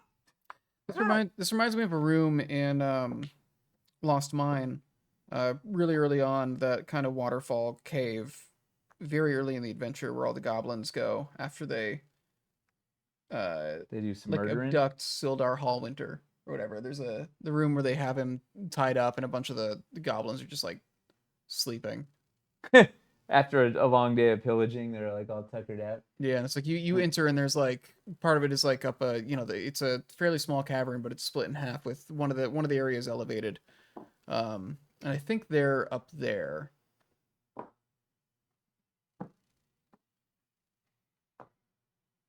That stalagmite works really well as a rising elevation wall. Yep. Yeah. You know why? Because we made it that way. It was part of the design, right? That's why it's 2 inches and it's flat on each side, is so it can do that. That was part of the thought, the thinking. We tend to think a lot about the pieces. We don't get everything right, but we do think a lot about it. All right, so now we're getting high, right? We're finally, it's been a long day. We're getting high.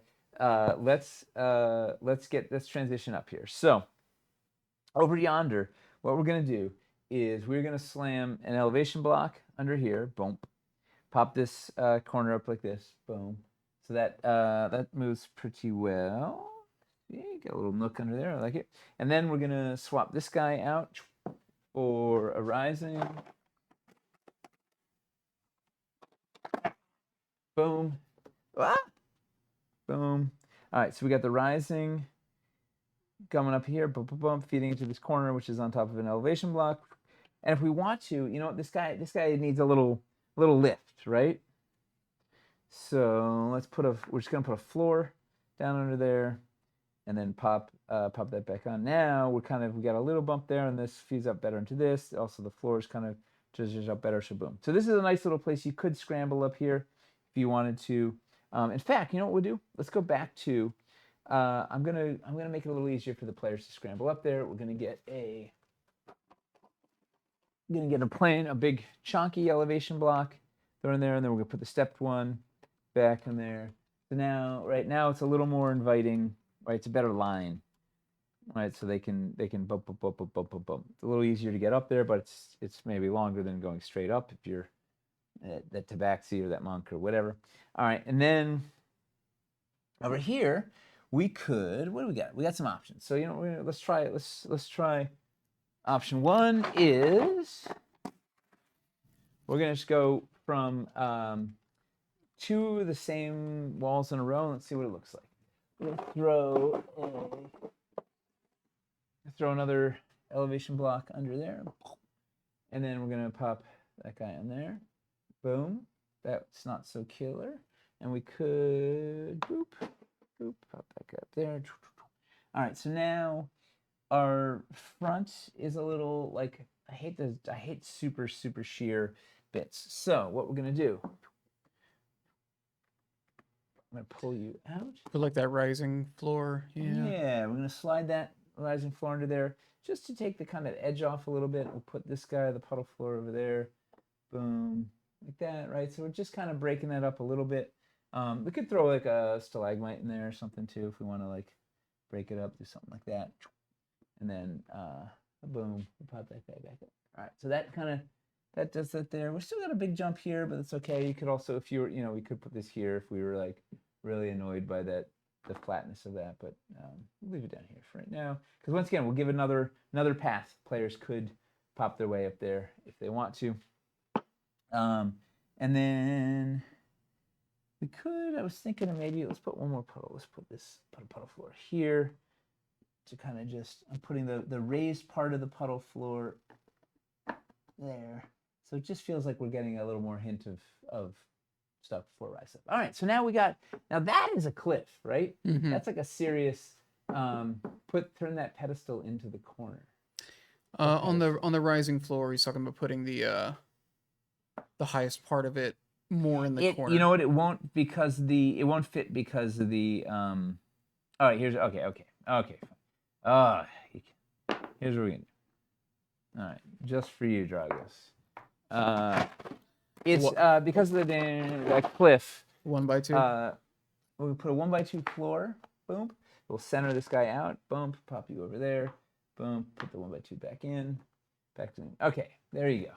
We'll soften that up, and then we could put, if we wanted, we could jam this. Will this guy fit in there? Not so well. Oh, fine. Don't fit there. No, we'll just put it there.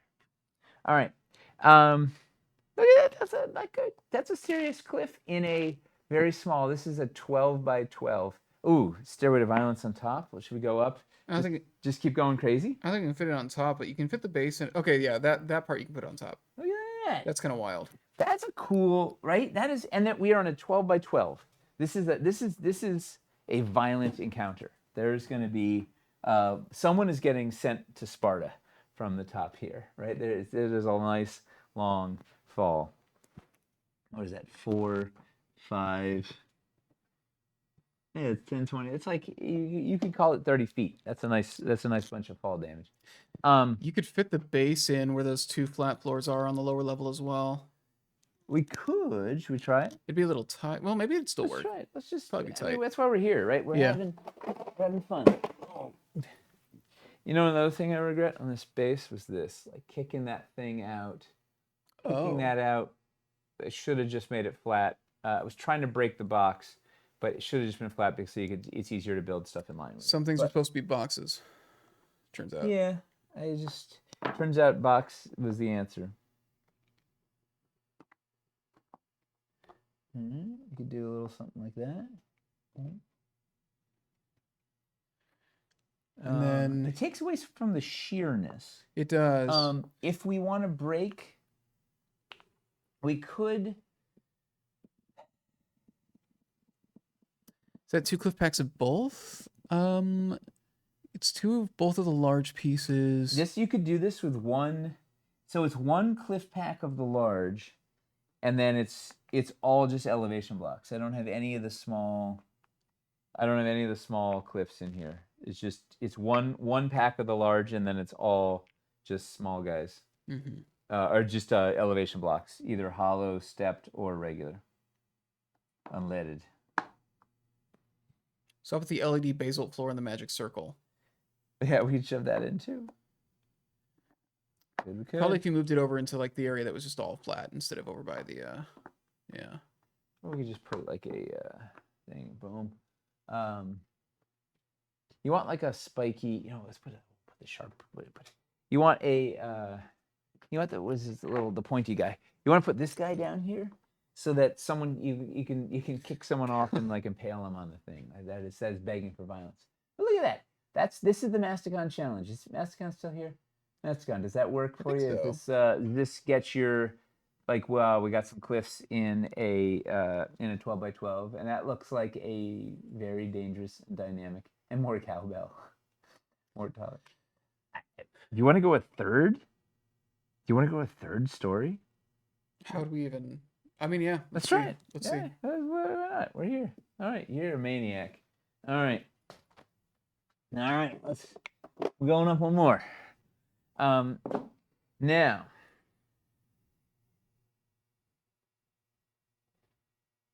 Trying to figure out how. Well, I could just go up another level, or we could. Let's get a little crazy. Okay, everybody's saying higher. Should I get a kitten, Chris? I don't know. Does the internet think we should just get a kitten? Probably. I mean, I think you already have. I know. It's amazing that they're just saying go for it. Who cares about the consequences? Just do it. Yeah, these people don't care about your health. No. All right, we're going higher. We're going dangerously higher. Is there anybody from OSHA watching? Because this is definitely going to break some rules here. Nobody from OSHA? Good. Okay. So, we're taking our terrain tray. We are going to go. We put another stilt on here. We're going up. This is awesome. Hey, when in doubt, go higher. Like, it just looks like if you're going 3D, you might as well put the 3 in 3D. I can't do this upside down and backwards. Okay. We got you. Boom. All right. We're coming up here. So now, here's what we're going to try. Is there a world?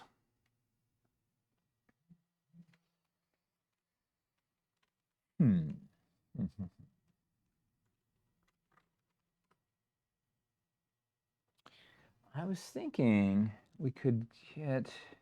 Now, when it's all done being built, price it out. Ugh, you're fired. Whoever that was, you're out of here. All right, here's what we're gonna do. I'm Put a bunch of 1x2s. retracting. We're going back down. I want to get a little more irregular. Okay. So now I'm gonna knock this guy out. We're gonna put a floor. So we didn't need those pieces. All right, we're gonna do this. We're gonna come in over here. No, let's use this guy. So we haven't used the small guys yet. What are we gonna do here? You're coming out. You're coming out. Oh, you're gonna make a. Okay, I see. I'm just making it irregular, right? I'm gonna try and kind of break up. So we're gonna make a little platform here. Like I'm gonna try and make it more dynamic. What if you can you surround a hollow elevation block with the lid off? Yeah. Up like there? in the You gotta get all the way up there to go down the hole. to go back down. Yeah. You gotta get up to go down. Yeah. All right, we're gonna put a solid elevation block here. Let's see what happens. That might be a good idea. It might be a bad idea. Nobody knows. And that's this part of the fun of building is like you can just keep noodling. Like it doesn't really matter. Zero consequences right here. All right, put you. All right, so I'm putting a bunch of elevation blocks on the back row. I'm skipping right here for now because I'm just going to put this right back on top, right? This is our exit. You got to get here. You know what we should do is put a Misty, let's put a Misty gateway in there. Yeah, let's escalate. Let's escalate. It's a freshie too. We're going to pull the pin. Go, go, go. Oh, yeah.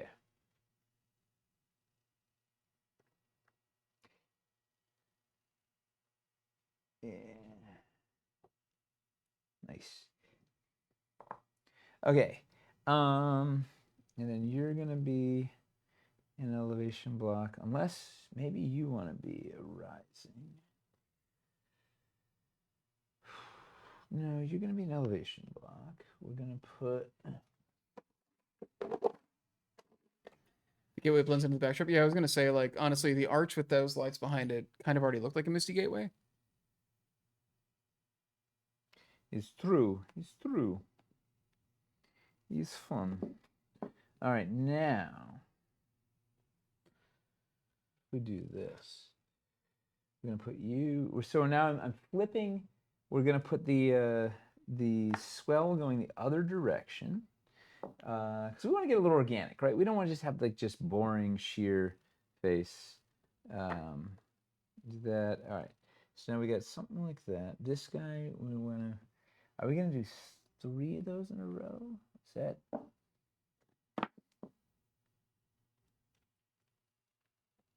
All right, we're getting a little crazy. We're gonna put the elevation block there. Another rising up there. This is, you know what this is? Final Fantasy Tactics, isn't it? Yeah, It's very like. I gotta play that remake. They just They remade it? They just re-released it. On what platform? Everything. All the platforms? Everything. Oh, cool. Yeah, it's on. I think it's on Steam and everything. I bet people are gonna be very excited. It was a really cool. It was a cool world they made. Here's what we're gonna do. We're gonna put one more of these little guys. We're gonna slide in this concave up an inch. I'm putting the corner fill stalagmite there to fill my corner. It's hanging off the edge, but that's okay. It's kind of neat. I'm doing this neat. Boom. Little space there. We could put put something there to make it difficult to navigate. Let's do that. We're gonna put this guy here to make it a little trickier to navigate. But there's definitely now some like staging areas, and there's some less than ideal. Like getting all the way up here is gonna be really hard in one turn. So then maybe someone's stuck at one of the like climbing points. Like this is exciting. I want to fight here. And we could do. Do we want to get crazier over here too? Yes. Okay. Do we want to get kittens? Yeah. Yes. Okay. Let's put you up here. You're gonna go. Whoops. You're gonna go here. We're gonna put. What are we doing? All right. We're gonna put this guy here. Okay, so we're gonna put an elevation block there. We're gonna feed. Let's do a regular floor here. No, it's too many floors. Okay, so we're gonna pull that guy out. Elevation block back in. Floor is out. So it's just one. So we're at 1 elevation block height. Then let's see if it's not too rugged. Okay, we're gonna do that, and then we'll raise this guy up by 1 floor height. Yeah. Yeah, that's a nice. Okay. Oh, ha ha ha. So okay. So this guy is kind of giving us a hard edge here. So what we're gonna do? Anybody want to guess? Who knows what's coming in? Who knows what's coming next? Anybody? Titan's Tooth. Yeah. Very good. Very good guess. Very good guess. No, a little smaller than that. Wait. No, how many places room? Amazing counter room. So much on a 12x12. Yeah, right. You're showing you can do a lot. It can become a giant 12x12 stairway of islands. Totally. No fun. All right. Here's what we're gonna do. We're gonna take a bank, the bank's wall, right? So this has got the soft edge, right, getting up. So we'll pop that bank wall in there. So then that softens the transition from this guy up. Boom, boom, boom. So that flows much more nicely there, right? Like that's one of my favorite little tricks is putting that little, right? See that, like, see how that just, yeah. Right, it's not focused. I love that little guy. All right. All right, so that guy's going up there. All right, now we got to fill that back bit, and then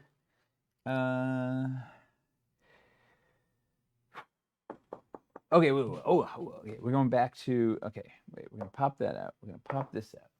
We're going to these guys. I need another elevation block. You know, the table's in surprisingly good shape considering the speed of building today. Mm-hmm. You know what we're gonna do?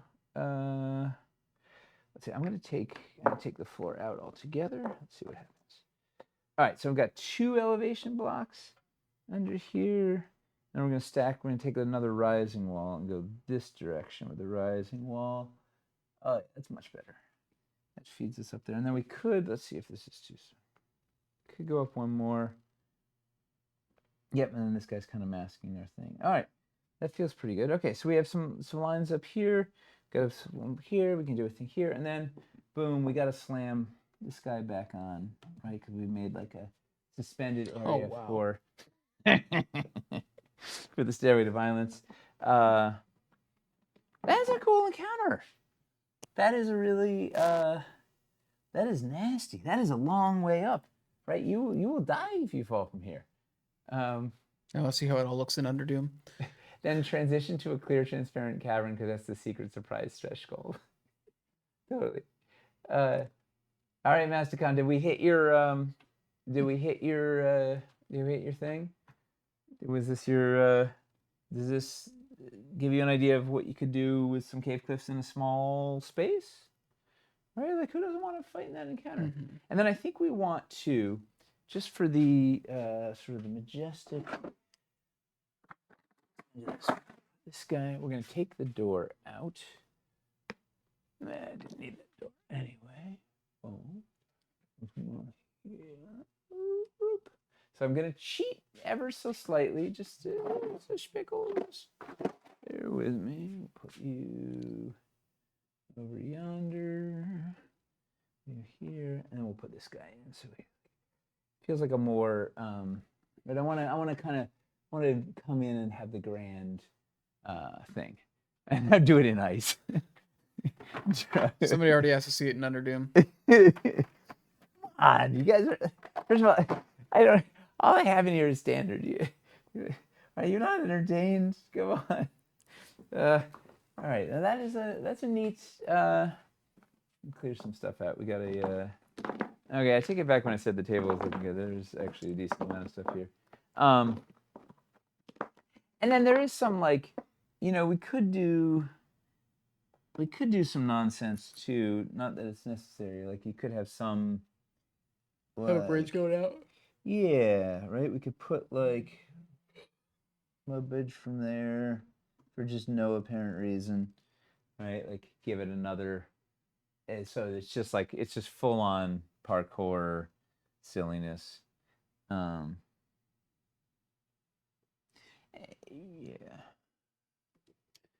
Huh. That's neat. We still have the pointy guy someone can get kicked onto. Know what the build would cost to give an idea on building up? Well, so you need. I don't know. Now it's a core. It's two large cave cliff packs because I used just one.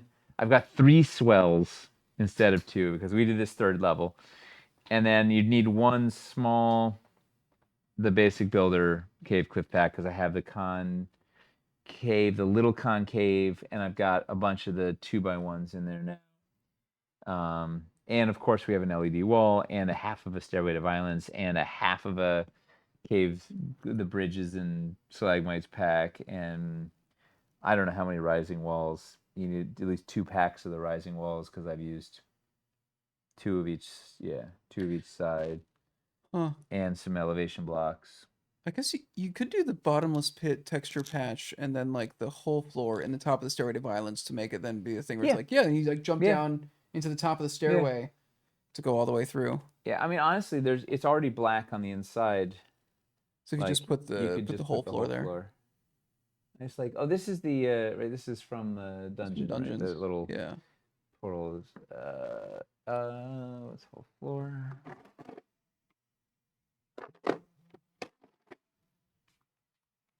Right? Because now it's like a dark,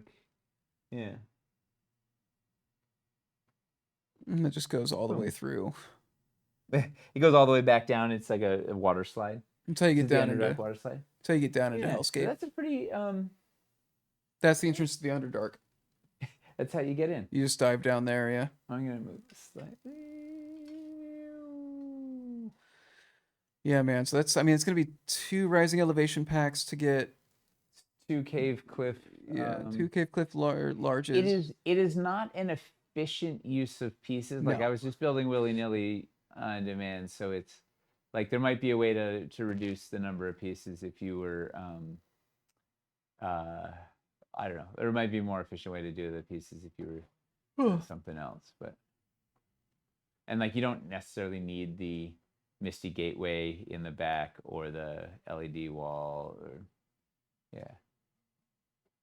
Put the light up cave objective markers. Oh, the runic. Like the totems. Yeah, Oh, the the runic runic column would be column. really good on that. Oh, that's another good elevation piece, honestly. That's playable elevation. Yeah. The runic columns. You can stand on Not top of them. included in this campaign, but a really good one. They're in the store though. Yeah. Yeah. Those are great pieces. Those are really good Agreed. wargaming pieces. They're Yeah, just cool. If we did a scatter collection of cavern stuff, they'd be in there for sure. Those stalagmites, stairway topper. All right, hang on. We gotta put this guy in. Yeah. Put a plain floor.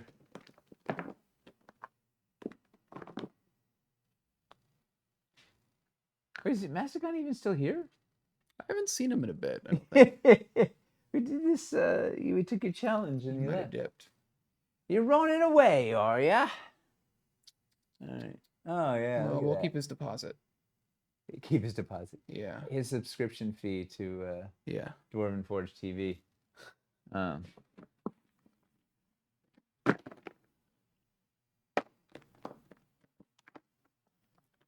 Yeah, look at that clear. That's pretty good. It's pretty tall. That was a fun. How tall is it to the, Staggeringly tall. how tall is it to the top of the runic column at this point? It's on a floor, Who's so that's got it? 12 millimeter. So 3 cave cliffs. Not quite a dagger's height. That's not a measurement. It's about No. as tall as a beer bottle. Also not a measurement. All right, I'll do the side. Okay, So so it's- this is it's 2 3 inches. Yeah. This is 4 inches. This is 6 inches.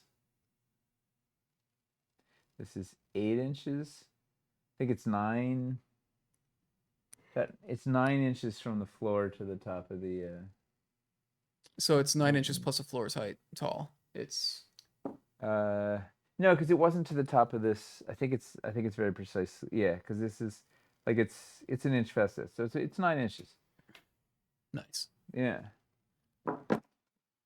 Legit. Americans that do anything other than use metric. Very true. It's pretty wild. It's a 12, so it's a 12 by 12 by 9, basically. Yeah. Plus a little entry zone. But that would be a good Could I have something on top of the runic column to make Yeah, it we do 12 have to inches? do this one. Oh, You know, we do like put a, the double high. Yeah, there we we go. do this. So like the Empire State Building, right? That, where that adds another 2 inches, I they think. said it's technically it's this tall now. Yeah, so and we put your MacGuffin at the top of this, like your Dr. Yeah, Seuss, some kind of tall. Put the infernal bident in like the plinth, because that's like I think Yes. our tallest pole accessory. That are like the and that spire, right up here. the spire from. This gets castles. us just about 12 inches. We could call it a foot. Oh, he's got to get the bit. I'm 9 daggers tall. That would be right. Daggers would be a very good unit of measurement. It's the tallest you have built in the world. Exactly. Put the kitten. Do I know when we get a kitten? It's just going right up there. It's just gonna live there. That's it. They don't. They can't go anywhere else. This is 2 12 by 12 trays. Okay, yak. All right. Okay, now it's 1. How's that? This looks better with this. Look at that. It's a 12 by 12 with a little tail, a little, like a tadpole. All right. So, did we learn anything about elevation tonight? But that was the goal, was to help to illuminate elevation. So we could answer all of your burning elevation queries. In the base of the cave for the portal. Oh, yeah. Because you got to jump up and dive. Okay, yeah. Oh, and this is the lower platform. Okay. All right. Yeah. Now you're talking. Totally. Oh, yeah. Look at the bident. We can't even fit it on the camera. It's like we did it. All right. There's the. All right. You've got to dive. It's a portal dive. So you climb up here, and then you dive. You could do this is like the low. This is like the medium is off the cliff, and then the high, and then like obscene, and this is the death wish. And there you go. Right. We learned tonight that elevation is cool. I learned that I need cliffs. I learned that I need more. I learned Nate can build anything, and I suck at building. You don't suck at building, and also your players don't care. Even if you do think any build is better than no build. Like seriously, like any build is better than no build, and they should just be excited they have anything on the table. Plus, all you need to do is have fun. How cool to be saying I'm 9 daggers tall. Yeah. Right? Like if we could change our unit to measure to daggers. Put the kitten up there. And millimeters. That's where it's gonna live. We need more rising walls. Yeah, the rising walls they're great, right? Because not only do you do like any sort of fun rising bits, but you can also just use them if you need an alternate straight, like in the rest of your straight run, you just run them, and they're like I don't know. I dig these. They're interesting sculpts all the way. You can also do like if you want to do like a passageway that's starting to rise, you can have them go like this and then transition into another room from here where they just give you a little bit of a rise and it looks neat. Yeah. They can do some advanced stuff, but they're also pretty simple to use, and like you can always do something with them in a build, even if it's just varying what the wall looks like. Just going up a little bit in a section just makes the cave look a lot more natural. Yep. Yeah. I use them a lot, like more than you might think. All right, so I think we we did what I thought was going to be a small challenge. We need to get like an official measurement on that. Yeah. We have measuring tape, yeah? Yeah. It's a crumbling wall in the doorway and upside down ruined wall in the doorway are my takeaways. Yeah. Right? Fun. Well, that's the takeaways. Like there's a lot of ways to use the pieces. Don't be afraid to flip stuff upside down, use it a different way. Like also lots of compatible measurements, right? When all this stuff is 2 inches wide, like these cliffs, they fit exactly in the cutout here, right? Because that's 2 inches wide. Like there's stuff fits in places it wasn't designed to fit because we stick to a bunch of measurements sometimes. Imagine where magic doesn't work. You have to climb the tower, dive into the bottom floor, and come out the top and one reach the way out. Wait, how does the portal work if magic doesn't work, Chuck? Reverse gravity. Yeah. It's an analog portal. I have a new shelf on the gaming table in our main living room, so I can just have some of my Dwarven Forge bins. Yes. That's the best. It's a what portal? Analog portal? Yeah. I love it. It's all gears and alternate rising pulleys. wall build. Yeah. One day, alternate. I love it. Well, players love them. Good. We did our giveaway. We talked about elevation. Are there any other burning caverns questions? Michelle up to reverse gravity into a prismatic wall. Through all the layers and then turn it back off and you just fall back through again. Oh man. How does the rising tunnel match the elevation blocks? Rising tunnel, is that the passage riser? Using the rising elevation. Passage ramp. The passage one or the rising elevation wall? Yeah, does rising tunnel, do you mean the passage ramp or the rising elevation pieces together? Those guys together or the passage? Passage ramps. Okay. I don't want to move the tallest build in the world here, but we're gonna. I should have built it on a. Any updates on cities? No, we just talked about Caverns today. I need to get the. All right. I need to get the update from Tyler on cities. We got. I think we're full steam ahead. I don't think the ship's gonna get on the water until early June is my guess, because it's the last week of It's the May last week of right May. now, and they haven't said If they weren't able they to book haven't said one. it's on. Like, I think it's Yeah. going to be. I think it'll be June 15th is my guess, somewhere around there. Um, but we'll see. But that means if it gets on by the middle of June, it means we get it at Gen Con, which means we start shipping in August.